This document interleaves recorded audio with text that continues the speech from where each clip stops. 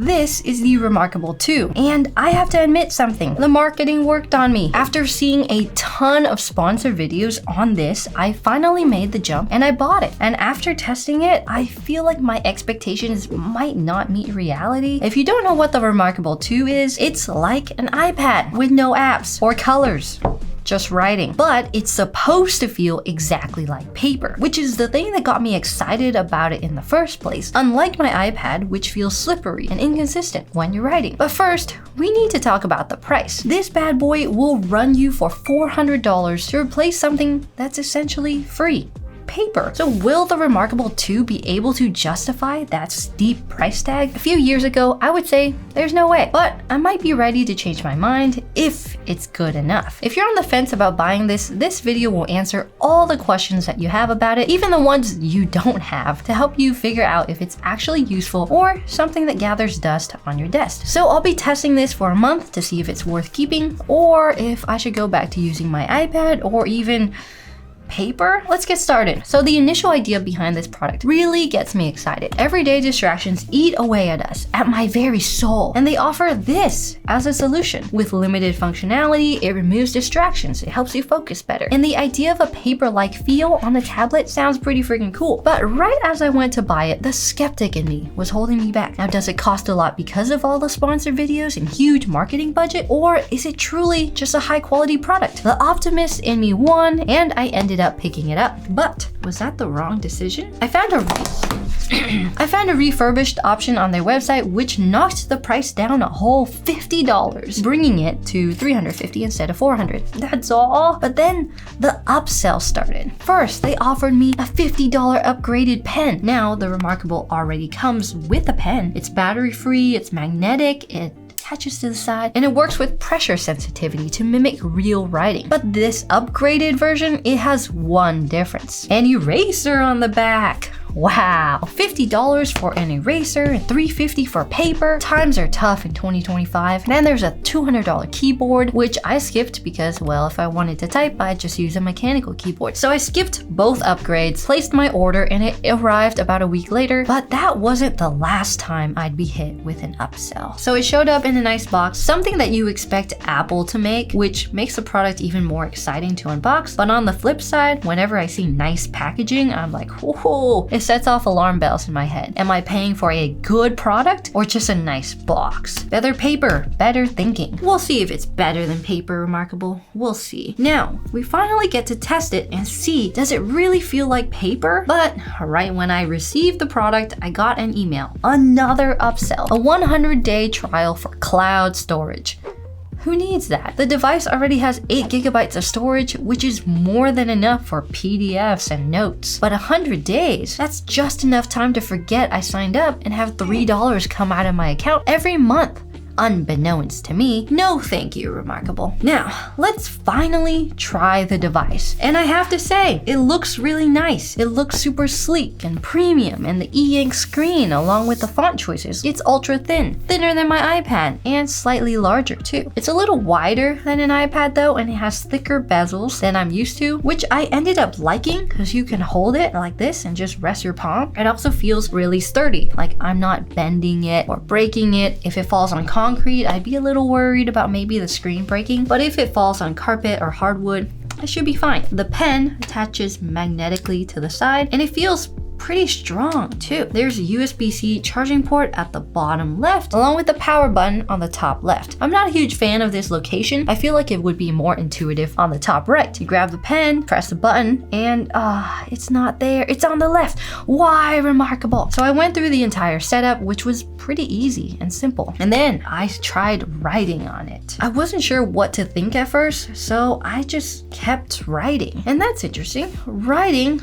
on the tablet, you feel a little bit of extra friction, similar to paper. It makes a nice scratchy sound too, but something didn't feel right and I couldn't put my finger on it yet. But compared to an iPad, it's much better. On an iPad, the interaction between the pen and the surface feels a lot like writing on a sheet of glass with a stick of butter. So while the Remarkable feels better, it wasn't quite as tactile as I was hoping. But that could just be all the marketing hyping up my expectations too much. But here's something I was worried about. If you've ever written pen on a touchscreen, you know, sometimes if your palm touches the screen, you can start accidentally swiping or clicking random buttons. And I was worried this would ruin the writing feel. Luckily, Remarkable handles this pretty well. Although at the start, I did accidentally hit the menu buttons when writing in landscape mode, but then I realized you could hide the menus on the button on the top left, or you could just reorient the entire screen by setting it to landscape, either of which fixed the problem. The only issue I occasionally have with this is accidentally changing pages. It'll also occasionally do that with the pen too, but overall, it's much better than other devices I've tried. So a cool thing about the pen is that the thickness or the darkness of the lines will vary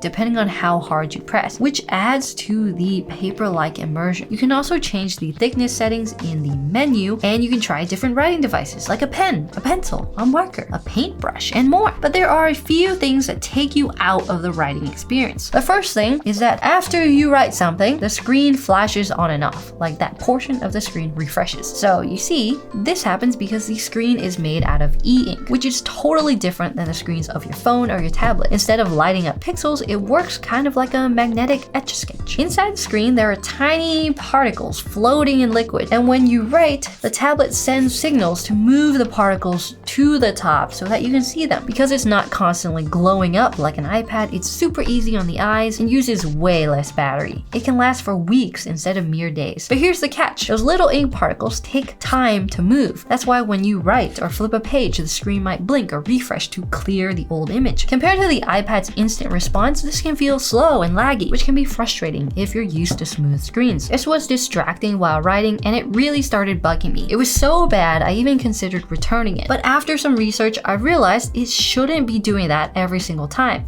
That just made no sense. And after a bit more digging, I realized there's a simple way to fix it. So if you're drawing with a pen that's set to a color that's not black, for some reason the screen will refresh after every pen stroke. Look how annoying this is. So I checked my Remarkable, and sure enough, my pen was red. But because the screen is grayscale, I couldn't tell that I was actually writing in color. So I changed the pen color to black, and boom, it started working properly without those annoying screen refreshes. But I have to say, I was expecting a more seamless, Remarkable experience. But hey, at least the problem's fixable. But there is another thing that takes me out of the immersion. When you're drawing or writing, you can see a slight gap of space between where the pen touches the screen and where the line starts to form. It's not a huge gap, but you notice it, especially if you're writing at a fast speed. But it's better than the iPad. It's especially bad on the iPad because of how the screen is built. There's a gap between the glass and the actual pixels. So when you place the pen on the screen, the ink appears slightly below where the tip actually touches. It's like writing on a whiteboard with a thick layer of glass on top. It just doesn't feel as precise. On the Remarkable, the gap is much smaller, so the ink appears under the pen tip, making it appear more natural. But that little gap or delay definitely reminds you you're not writing on paper. So overall, the writing experience feels good.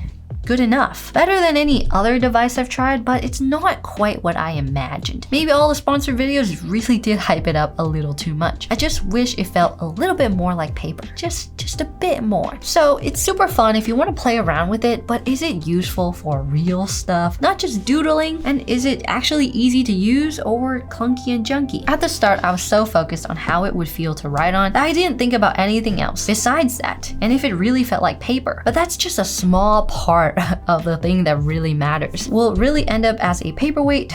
Paperweight is supposed to be paper. This is what's going to be the breaking point on if you use it every day or return it, which at this point, I still might return it. So what's it like to actually use it? Well, it's not like I expected. I see a device like iPad runs iOS and other devices like Samsung run Android, but the Remarkable uses Linux, which means the way you interact with a product might feel a bit foreign. It's not as hand-holdy as iOS or Android, which means things might not work exactly how you expect. The menus, the gestures, and the overall feel of the interface are a little more bare bones. Now that's not necessarily a bad thing, but if you're used to iPads making everything effortless, the Remarkable might take some getting used to. So while it's really easy to open up a piece of paper and start drawing, you definitely feel like there's a learning curve to using the rest of the device. And coming from an iPad, I was not expecting the extra difficulty of poking around and trying new menus, like how to open pages, how to flip, how to delete pages. If I want to delete a bunch of pages, it takes 20 times longer than on an iPad. A big part is that the slow refresh speed of the e-ink device, but when you mix that in with the clunky interface, man, you just spend a lot of time poking around menus. I got so sick of using the menus, I just gave up, and I'm just using a single notebook full of random pages, scribbles, doodling, and then some important notes here and there. So while you can organize your stuff, it's painful. Plus, the eraser function sort of sucks. On an iPad, you can simply drag the eraser over a pen stroke and instantly remove it. For example, if you write a block of text and you make a mistake, you can quickly wipe out the entire stroke in one smooth motion. The Remarkable does not work this way. You either have to scrub the eraser slowly over every part of the stroke, which can be tedious and time consuming, or you have to draw a circle around it to delete it. This might sound okay in theory, but if your text is closely spaced together, it's really easy to accidentally delete parts you wanted to keep. So in practice, it just isn't as efficient or forgiving as the iPad's eraser function. But I did find some features that I really liked. For example, we're looking at getting an office space soon so we can have more room to film videos, hire people to help us, and maybe even sell products someday, and this device was super helpful in the process. I was able to draw a flexible floor plan and a plan on how we wanted to use the space, because with the Remarkable, you have the ability to draw perfect shapes. If you draw a line and then hold the pen, it forms a perfectly straight line, and you can do this with circles, triangles, rectangles, and yeah, that's about it. It doesn't work with anything more than 4 sides, but what I found really useful is that you can circle objects and then you can rotate them. Woohoo! You can even change its size and move it around. Pretty cool, which comes in handy when drawing floor plans or even stuff like flowcharts. It makes the Remarkable feel truly better than paper in those specific situations. You can convert words you've written to text, which is cool, but it's super slow and I don't really have a use case for this at the moment because it's so slow. If I wanted to write an entire script by hand and then upload it to my computer, that sounds crazy. Typing is way faster. Now for other situations, it's a little more debatable. Like if I was crunching numbers and how much something would cost, well, the Remarkable doesn't have a calculator or any functionality outside of drawing, writing, and organizing your documents. So you're out of luck. For taking notes, it is nice to be able to save them in the cloud or import and export stuff, but the entire process feels clunky. To import a PDF, you need to download the program on your desktop or your phone, then you send it to the Remarkable. It should automatically upload to the device so you can review it or take notes on it. But like I mentioned, because it has such a slow refresh screen, navigating away from the notebook to your PDFs is frustrating and slow. If you accidentally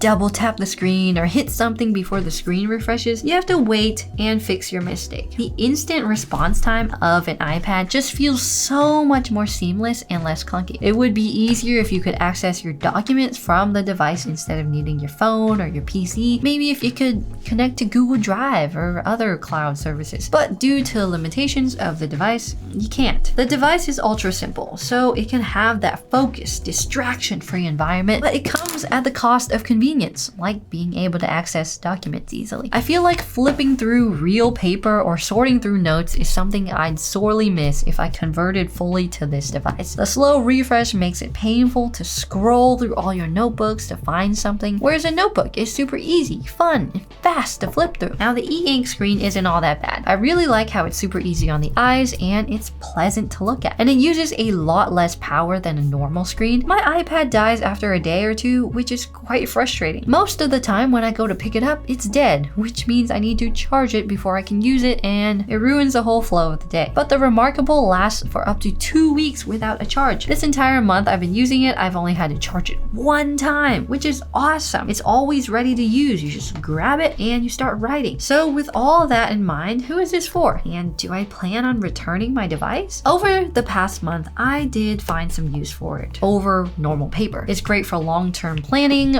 or deep focus sessions when you try to take a step back and take a bigger look at everything. If you're an engineer or an architect, it could be useful for drawing blueprints or schematics. But for me, who is neither of those things, I'll probably use it every couple of days. at most. So while I do enjoy using it, at the same time, I sort of hate that I like it too, because now I'm not going to return it. But if I had a chance to do it over again, I also don't think I would buy it either. It's hard to justify a $400 purchase for something that I'll use so infrequently. But it's also a nice tool to have for the right circumstance. And there's a chance in a month it will end up in the closet or the corner of the table unused and neglected. So should you get it? At this point, I think the tech needs to get a lot cheaper before it's really something I can recommend to most people. But if you want to try it for yourself, go for it. Thanks for watching, and check out my video on the LTT screwdriver right here.